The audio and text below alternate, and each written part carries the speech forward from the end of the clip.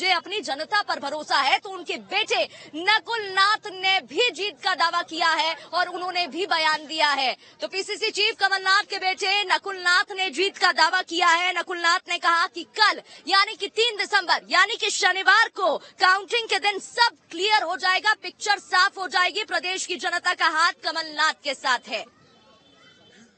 की जनता, मध्य प्रदेश की जनता कमलनाथ जी को अपना प्यार और आशीर्वाद देंगे।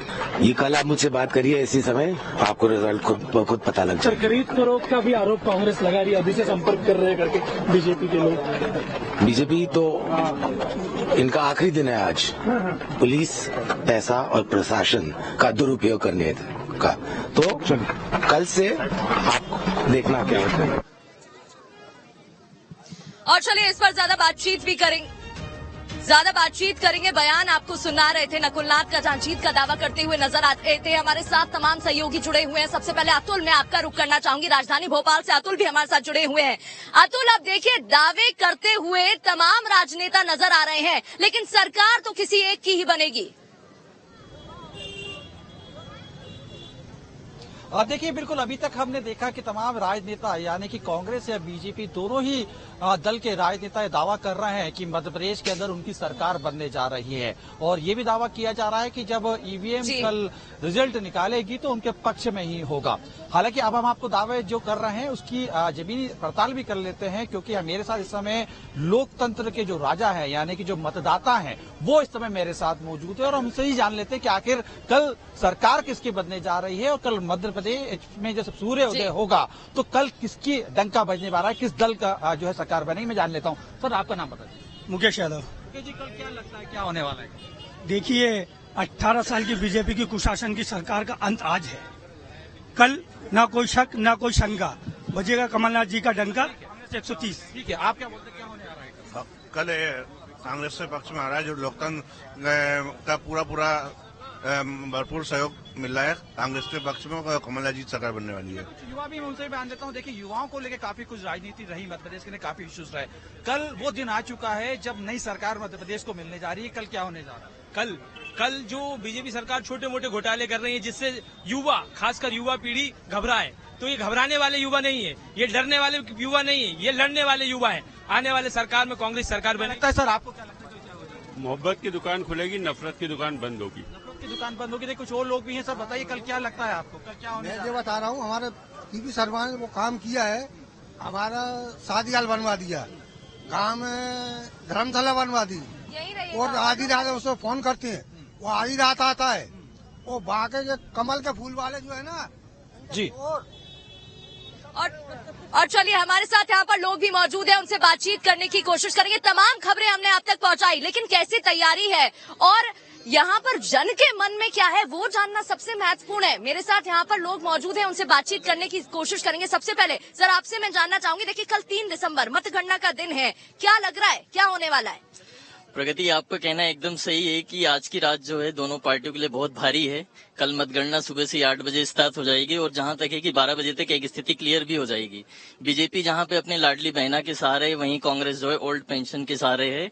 और इसी के साथ साथ दोनों पार्टियां जो है अपनी अपनी जीत का दावा भी कर रही हैं।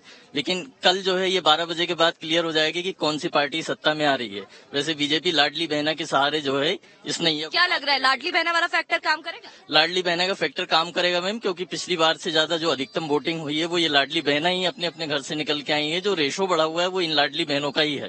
बिल्कुल, देखिए लाडली बहना भी मौजूद है, उनके पास जाएंगे, लेकिन पहले और सवाल पूछ लेते हैं। आपको क्या लग रहा है सर, क्या होने वाला है, किसकी सरकार आने वाली है और कौन से ऐसे मुद्दे हैं जिनको देखते हुए इस बार मतदाताओं ने आपने वोट किया है? बीजेपी की सरकार आएगी मैम। लाडली बहना योजना मामा की काम कर जाएगी, जो है महिलाओं को पैसा मिल रहा है काफी, और सुरक्षा भी काफी होती है। कांग्रेस की सरकार में इतने अत्याचार होते हैं ना कि बिल्कुल बर्दाश्त नहीं करते लोग वो जो।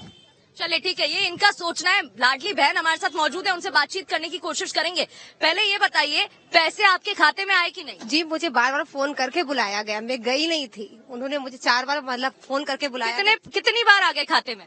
हर बार आए हैं, जब से स्टार्ट हुए मुझे एक साथ 3 महीने के भेजे हुए। खुश हैं भैया से? बिल्कुल, और सरकार उन्हीं की आनी चाहिए। भैया की सरकार आएगी? जी। तो क्या लग रहा है, लाडली बहना के अलावा और भी कोई मुद्दे हैं? उन्होंने कई जगह काम किए हैं, बहुत काम किए, विधायकों ने भी काम किए हैं, बहुत काम हुए। कांग्रेस भी कह रही है कि सरकार आएगी तो 1500 रुपए पर महीने देगी।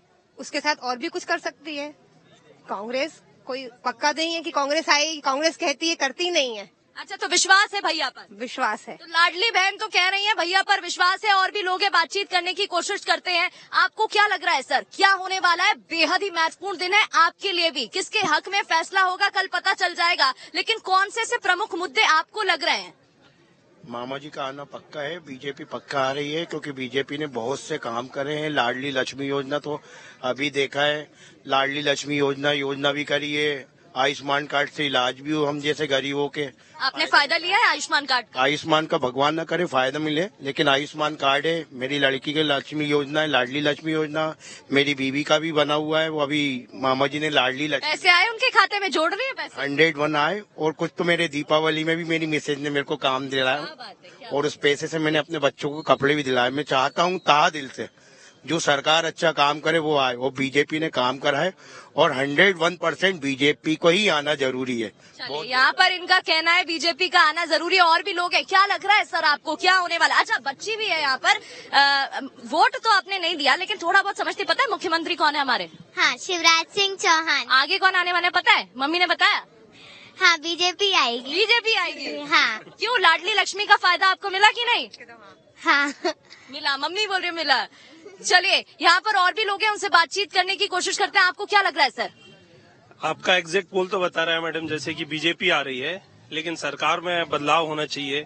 जैसे कि अभी शिवराज सिंह चौहान का एक बड़ा घोटाला हुआ था, पटवारी घोटाला, एक बड़ा स्कैम था, लेकिन सरकार ने उसकी तरफ ध्यान नहीं दिया, और ऐसे कई पहले भी पटवारी। बदलाव होना चाहिए। चलिए, यहाँ पर कुछ लोग बदलाव की बात कर रहे हैं, कुछ लोग सरकार रिपीट करने की बात कर रहे हैं, लेकिन होगा क्या वो तो कल साफ होगा। हमारे साथ हमारे सहयोगी आदर्श भी छिंदवाड़ा से जुड़ गए हैं, उनसे बातचीत कर लेते हैं। आदर्श, छिंदवाड़ा गढ़ कहा जाता है कमलनाथ का, लेकिन यहाँ पर मैं लोगों से चर्चा कर रही थी, आपको जानकर हैरानी होगी, सब कह रहे हैं कि शिवराज की सरकार आ सकती है। कैसा माहौल देख रहे हैं वहाँ पर?